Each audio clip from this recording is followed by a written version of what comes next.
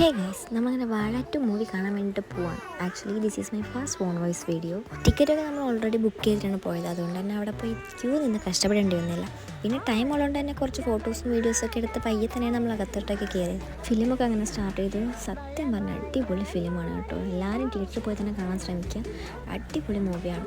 പിന്നെ അതുകൊണ്ട് തന്നെ ഇൻ്റർവെല്ലായി. ഇപ്പോൾ കാണിച്ച സ്നേഹപ്രകടനമൊന്നും കാണണ്ട, ഇതൊക്കെ വേറൊരു ഷോ ഓഫ് ആണ് മാത്രം. അങ്ങനെ പിന്നെ അങ്ങോട്ടും ഇങ്ങോട്ടുള്ള സ്നേഹപ്രകടനങ്ങൾ കഴിഞ്ഞ് പിന്നെ സിനിമ കാണാനായിരുന്നു.